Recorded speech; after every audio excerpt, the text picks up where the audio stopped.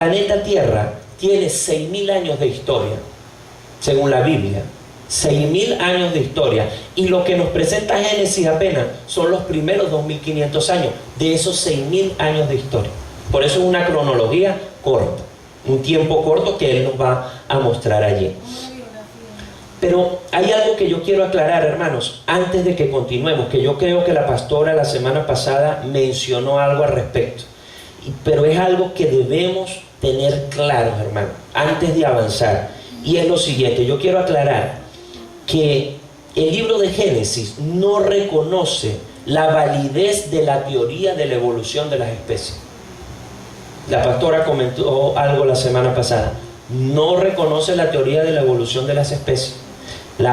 El libro de Génesis reconoce la creación del ser humano. De hecho, Génesis 1 comienza con una afirmación muy tajante.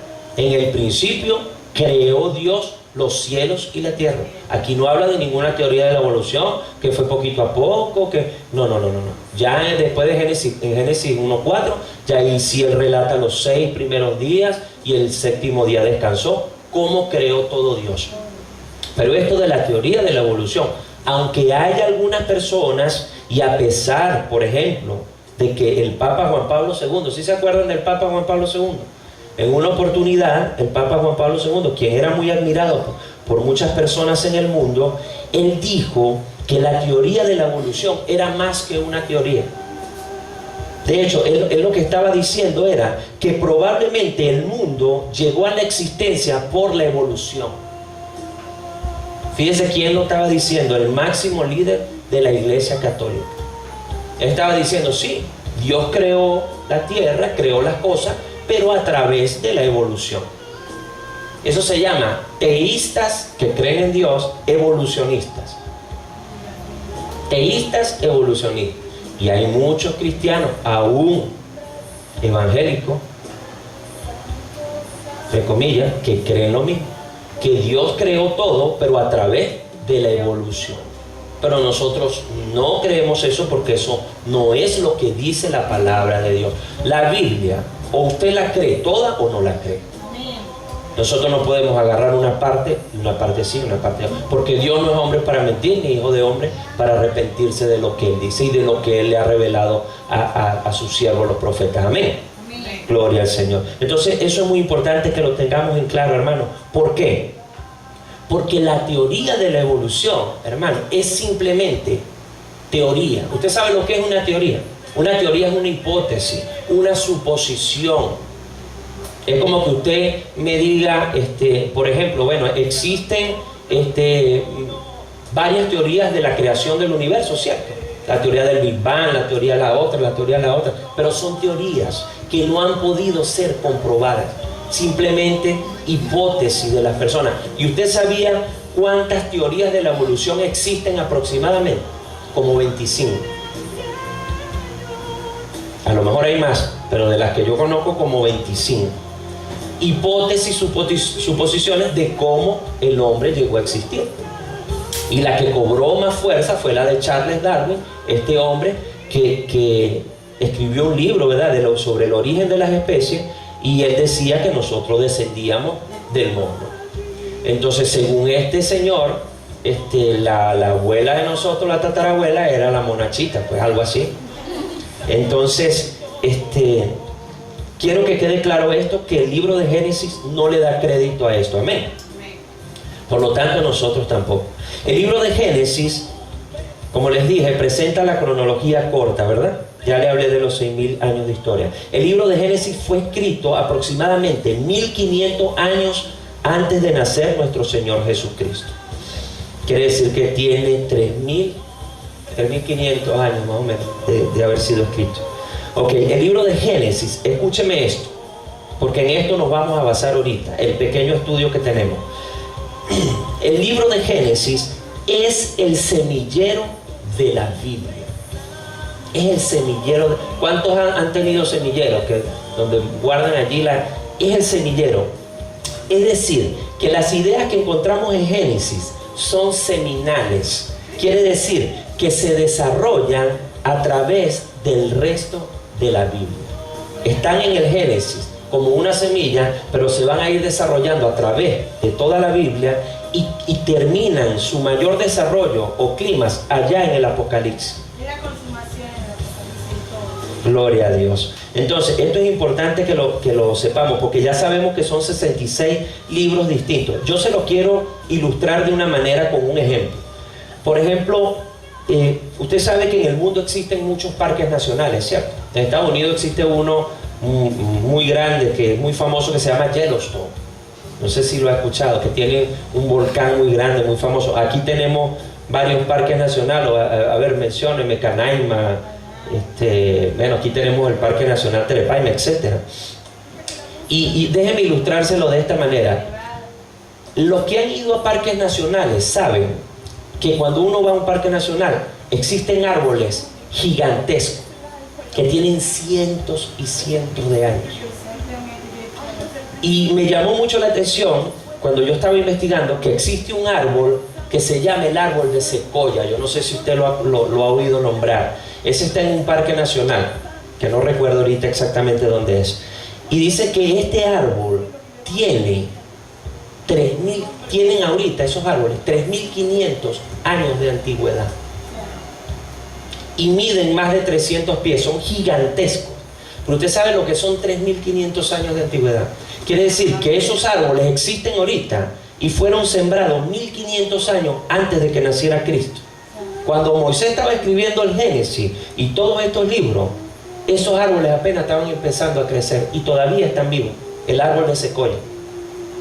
Y lo que más me llamó la atención es que este árbol, la semilla que lo produce es del tamaño de una hojuela de avena. Quiere decir que en esa hojuelita de avena está contenido ese árbol milenario gigantesco, como lo es el árbol de secoya. Entonces, ¿por qué lo coloco de ejemplo? Porque lo mismo podemos decir de Génesis. En Génesis tenemos las semillas, y esas semillas en el transcurso de la Biblia crecen y finalmente llegan a su mayor crecimiento y a su mayor desarrollo, como les dije, en Apocalipsis. Cualquiera diría que no conozca lo que nosotros acabamos de hablar. Pero eso no debe tener ninguna... Porque la Biblia la escribió una sola persona. No, fueron 40 autores diferentes.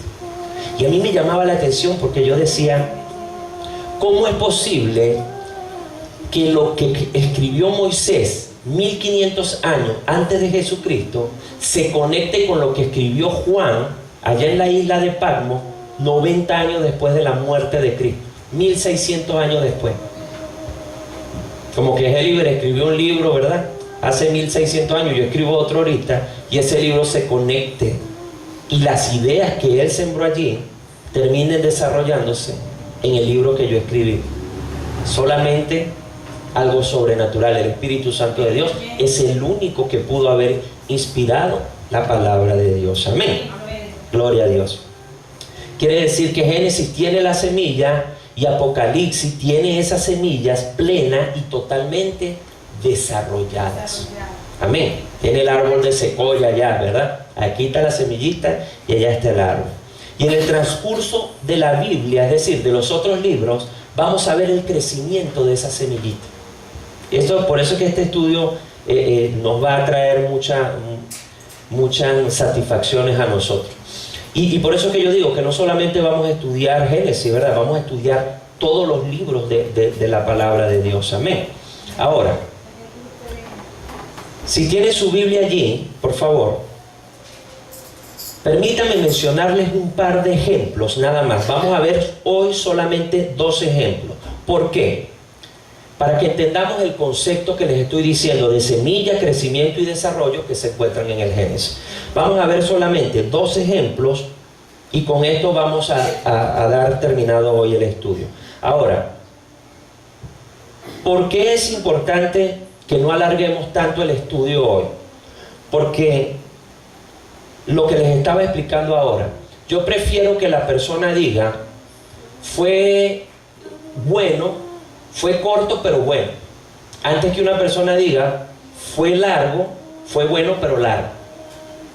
O sea, es mejor que quedemos hoy con un poquito de ganas para la próxima oportunidad, a que sea bueno el estudio pero que duremos aquí una hora, más de una hora. Entonces vamos a hacerlo para que lo digiramos poquito a poco, como les dije ahora. Entonces busque allí en su Biblia, por favor, Génesis capítulo 3, verso 15.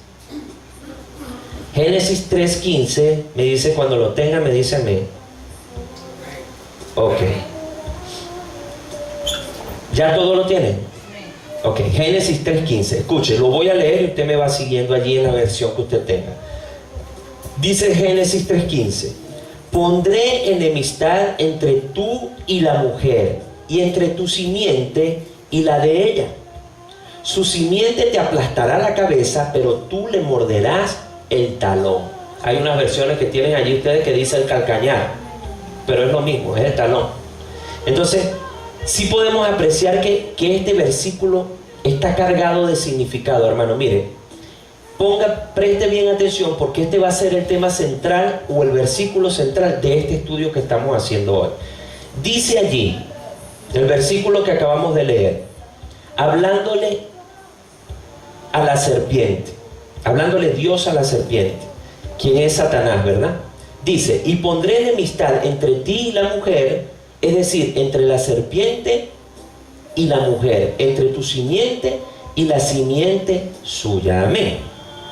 Dice: va a haber enemistad entre la serpiente y la mujer, y entre la simiente de la serpiente y la simiente de la mujer.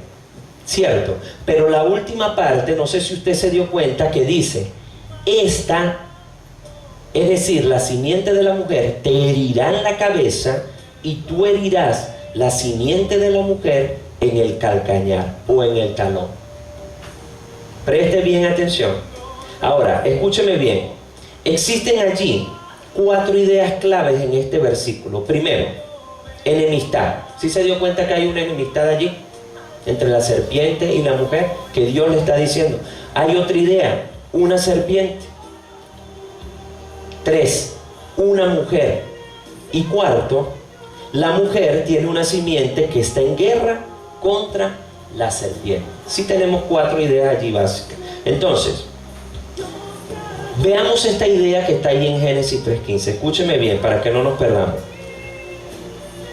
Esta idea que tenemos ahí en Génesis 3:15 se desarrolla y se cumple en el libro de Apocalipsis. Ya lo vamos a ver por qué. Y es maravilloso, como le dije, cómo se complementa Génesis con Apocalipsis. Entonces, fíjese bien. Vamos a Apocalipsis 12, versículos del 1 al 5. Apocalipsis 12, versos del 1 al 5. Para que usted vea que ese versículo que acabamos de leer, esas semillas que están allí, se complementan y se desarrollan en el libro de Apocalipsis. Este es el primer ejemplo. Apocalipsis 12, del 1 al 5. ¿Lo tiene? Sí, amén. Ok. Dice allí en Apocalipsis 12:1: y apareció en el cielo una gran señal, una mujer vestida de sol, con la luna debajo de sus pies, y sobre su cabeza una corona de 12 estrellas. Amén. Entonces, ¿sí se da cuenta que también tenemos acá en Apocalipsis a una mujer? Como la teníamos ahorita en Génesis. Tenemos una mujer. Ok, vamos al versículo 2. Dice: y estando en qué, encinta, clamaba con dolores de parto en la angustia del alumbramiento. Entonces, se da cuenta, quiere decir que esta mujer tenía en su vientre, ¿qué? Una simiente. Tenía un niño allí. Sí tenía en su vientre un niño que iba a nacer. Si vimos en Génesis, una mujer y una simiente. Ahora, vamos a ver en el verso 3. Dice: también apareció otra señal en los cielos. He aquí un dragón escarlata que tenía 7 cabezas y 10 cuernos, y en sus cabezas 7 diademas. Y si ustedes se van al verso 9, si lo tienen allí cerquita, alguien que lea el verso 9, usted se va a dar cuenta que ese dragón bermejo es el diablo y Satanás. Lean el 9 si lo tienen allí. Y fue lanzado fuera el gran dragón de la serpiente antigua, que se llama Diablo y Satanás, la cual engaña al mundo entero. Fue arrojado a la tierra y sus ángeles fueron arrojados por él.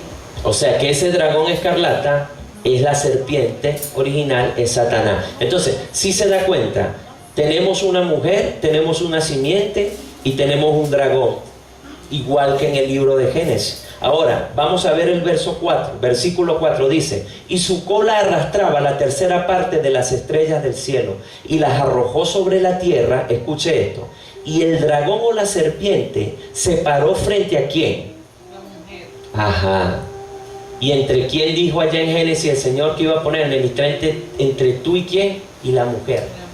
Ajá. Entonces aquí se está cumpliendo en Apocalipsis lo que dijo el Señor allá en Génesis. Porque dice que el dragón o la serpiente se paró frente a la mujer, que estaba para dar a luz a fin de devorar a su hijo tan pronto como naciese.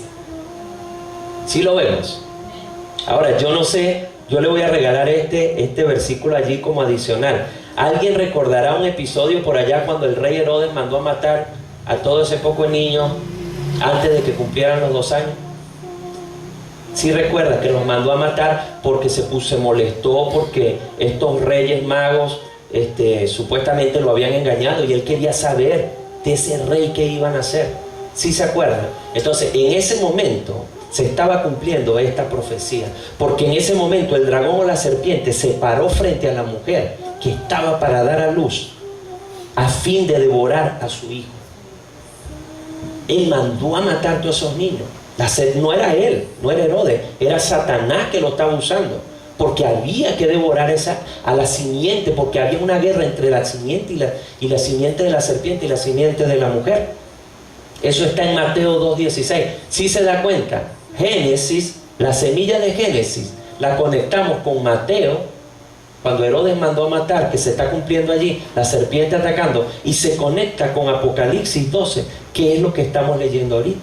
Si se da cuenta como Génesis es el semillero y se desarrolla todo en Apocalipsis. Amén. Ahora yo me pregunto, si se puede ver claramente allí en Apocalipsis 12 las ideas básicas de Génesis 3:15, ¿sí o no? Se pueden ver claramente, ¿verdad que sí? Porque hay una mujer, hay enemistad, hay un dragón y hay una serpiente. Y además dice, la mujer tiene una simiente con la cual lucha el dragón o la serpiente. Amén. Entonces ese es el primer ejemplo que quería mostrarles para demostrar cómo Génesis es el semillero que se cumple luego en Apocalipsis. Vamos a ver el segundo ejemplo y con este vamos a ir cerrando. Mire, allí mismo en Apocalipsis, aproveche que estamos ahí en Apocalipsis, ¿verdad?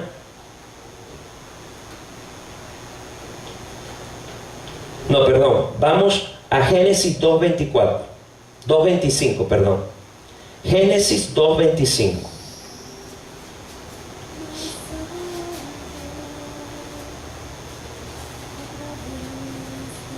¿Lo tiene? Ok, Génesis 2:25. Dice allí, si quiere, por favor alguien que me lo lea. Estaban ambos desnudos. Ajá. Adán y su mujer, y no se avergonzaban. Amén, gloria a Dios. Dice, y estaban desnudos ambos, Adán y su mujer, y no se avergonzaban. Ese que llama mucho la atención, ¿verdad? Los dos estaban desnudos, pero no se avergonzaban. Ahora, ¿en qué condición estaban Adán y Eva cuando fueron creados por Dios? Desnudos. Dios los creó y estaban desnudos. Ok, pero no se avergonzaban. Así que yo necesito hacer una pequeña explicación aquí, hermanos, que vamos a estudiar con más detenimiento más adelante en este estudio. Miren, Adán y Eva estaban desnudos en lo que respecta a vestiduras artificiales, a estas ropas que tenemos nosotros. En ese sentido ellos estaban desnudos. Es decir, según la Biblia nosotros podemos deducir que ellos estaban cubiertos, hermanos, con un manto de luz, con un manto glorioso. Te me va a decir, ¿dónde dice eso, hermano? Eso lo vamos a ir estudiando más adelante, pero ahorita les voy a regalar unos versículos para que usted vea que ellos no tenían vestiduras hechas por manos humanas, pero sí tenían un manto glorioso de luz que los cubría de parte de Dios. Quiere decir que ellos estaban cubiertos de la gloria de Dios cuando ellos estaban allá en el huerto del Edén. Por eso no se avergonzaban. Entonces, ¿qué sucedió cuando Adán y Eva pecaron? ¿Qué pasó con ese manto de luz que ellos tenían? Ahora vamos a ver lo que dice Génesis. Revisa allí, Génesis 3:7, para que veamos qué pasó con ese manto de luz que ellos tenían, con ese manto glorioso con el cual los cubría Dios. Génesis 3:7. Alguien, por favor, que me lo lea. Entonces fueron abiertos los ojos de ellos. Ajá. Entonces De ambos. fueron abiertos los ojos de ambos y conocieron que estaban desnudos. Ajá. Entonces cosieron hojas de higuera y se hicieron delantales. Amén. Gloria al Señor. Entonces dice allí que cuando ellos pecaron, fueron abiertos los ojos de ambos y conocieron que estaban desnudos. Pero miren cómo llama la atención. Entonces ellos cosieron hojas de higuera y se hicieron delantales. ¿Cuántos costureros hay aquí? Hay una. Amén. Mira, aquí tiene un dato yo, hermana. Los primeros costureros de la historia, yo. Los primeros diseñadores, porque aquí dice que cosieron hojas de higuera y se hicieron delantales. Ahora, llama la atención que cuando ellos pecaron, ese manto de luz, ese manto glorioso que tenían de parte de Dios, se fue. Y ellos se dieron, ¿qué pasó? Sintieron vergüenza. Y ellos buscaron y como pudieron, cosieron unos delantales para taparse. Fueron los primeros diseñadores también. Los primeros diseñadores, gloria a Dios. Y se dieron cuenta que estaban desnudos. Ahora, dése cuenta, mire, en el estado de inocencia que ellos estaban, en su estado de pureza y de justicia, ellos estaban vestidos con un manto de luz. Cuando no habían pecado, ¿verdad? Pero cuando pecan, el manto de luz se va y se dan cuenta que estaban desnudos.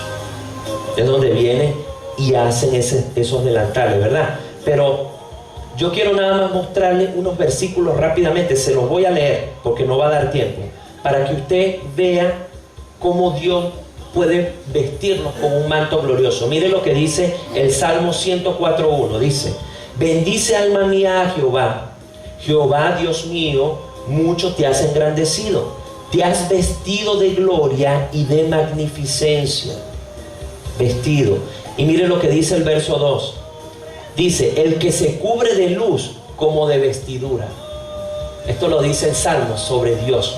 El que se cubre de luz como de vestidura, que extiende los cielos como una cortina. Isaías 61:10 también dice: porque Él me vistió con ropas de salvación y me cubrió con el manto de la justicia. Escuche lo que dice Apocalipsis 7:9. Después de esto miré y apareció una multitud tomada de todas las naciones, tribus, pueblos y lenguas. Era tan grande que nadie podía contarla. Estaban de pie delante del trono del Cordero, vestidos de túnicas blancas y con ramas de palma en las manos. Es decir, que esa visión que tuvo Juan en Apocalipsis, donde salía toda esa multitud, ellos no estaban desnudos, hermano. Dios los había vestido con túnicas blancas, porque ahí nadie va a tener vergüenza de su desnudez. Cuando estemos allá, toda esa multitud no van a tener vergüenza, porque Dios los va a cubrir con su manto glorioso, con ese manto de luz. Y Apocalipsis 19:8 dice, para que vean: y se le ha concedido vestirse de lino fino, limpio y resplandeciente. A la iglesia del Señor, lino fino, resplandeciente. El lino fino representa las acciones justas de los santos. Amén. Entonces simplemente le regalé estos versículos para que no nos parezca una idea descabellada de que estábamos cubiertos, Adán y Eva, con un manto de luz, con un manto glorioso, porque con todos estos versículos lo podemos deducir fácilmente. Y podemos verlo también porque miren, ¿qué trataron de hacer Adán y Eva para cubrir su desnudez? Porque ellos pusieron sus delantales, ¿verdad? Dice allí en el versículo 7, se hicieron delantales y se pusieron esos delantales de hojas de higuera. Pero miren lo que me llama la atención, que a pesar de que ellos taparon su desnudez con las hojas de higuera, igualmente ante Dios ellos se sentían desnudos. Vamos al verso 10, si lo tiene allí más adelante. En el 7 ellos hicieron los delantales, ¿verdad? Ahora, vaya al verso 10. Génesis 3:10. Yo quiero que preste bien atención en eso, porque me llama mucho la atención. Y él respondió: oí tu voz en el huerto. Ajá. Y tuve miedo porque estaba desnudo y me escondí. Ok. Ahora, ¿cómo así que tuvo miedo porque estaba desnudo? Si 2 versículos atrás, en el 7, se hicieron delantales con hojas de higuera. ¿Cómo que cuando Dios lo vino a buscar en el 10, él tuvo miedo porque estaba desnudo? Y no es que ya tenía unos delantales. Entonces, obviamente, la desnudez de la cual habla él no era una desnudez física, era una desnudez espiritual. Era que ya no tenían ese manto glorioso de luz y ellos se sentían desnudos delante de Dios. A pesar de que se cosieron hojas de higuera, se sentían desnudos delante de Dios. Entonces, fíjense lo que hace el Señor en el versículo 21. Alguien que me lea el versículo 21. ¿Cómo los viste Dios? ¿Cómo cubre Dios su desnudez? En el versículo 21. Y Jehová Dios hizo al hombre y a su mujer túnicas de pieles y lo vistió. Gloria a Dios. Amén. Entonces quiere decir que Dios los vio con las túnicas, los delantales, y como vio que todavía sentían vergüenza, Él les hizo unas túnicas. Ya una túnica es algo completo, pero se las hizo de pieles de animales. Yo imagino que fue algo hermoso, porque Dios todo lo hace perfecto para cubrirlos del frío, de la desnudez, de la vergüenza. Pero ya Dios no podía cubrirlos con su manto de gloria, porque ya ellos habían pecado. Simplemente, yo digo que por misericordia, Dios les hizo esas vestiduras de pieles de animal, para que cuando los echara del huerto, por lo menos se fueran con algo tapaditos allí. Esa es la misericordia de Dios. A pesar de que pecaron y no podían, Él les hizo esas vestiduras. Amén. Entonces, si nos damos cuenta de que tenemos allí vestiduras, ¿verdad? Tenemos vergüenza, tenemos desnudez en esos versículos que hablamos.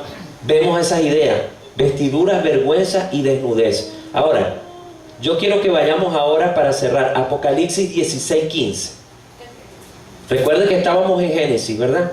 Cuando Dios cubrió con esas vestiduras, ¿verdad?, la desnudez y la vergüenza de Adán y Eva. Ahora vayamos a Apocalipsis 16:15. Alguien que por favor me lea Apocalipsis 16:15.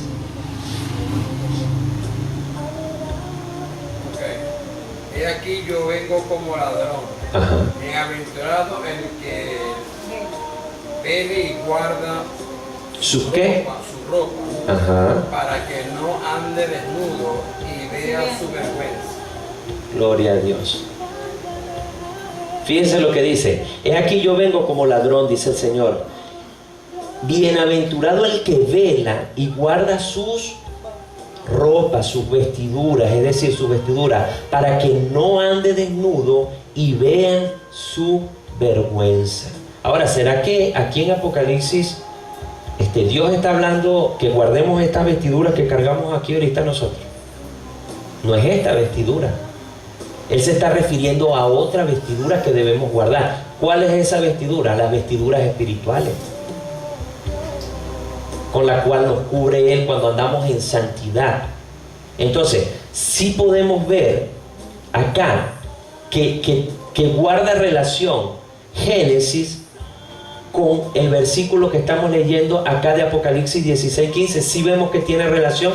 Los dos hablan de ¿qué? De ropas, ¿verdad? Hablan de vergüenza y hablan de desnudez.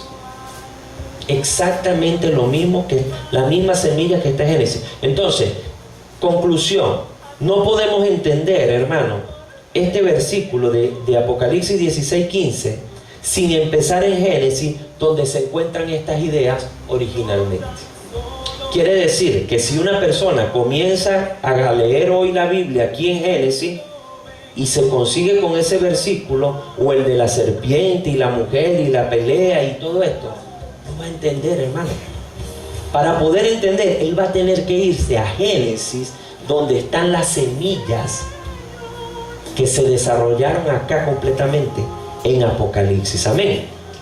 Gloria al Señor. Entonces, sí podemos ver que el libro de Génesis es un semillero, ¿verdad? Y que esas semillas crecen y se desarrollan a lo largo de toda la Biblia y terminan su culminación y desarrollo en el libro de Apocalipsis. Amén. Quise nada más mostrarles dos ejemplos, porque si no, bueno,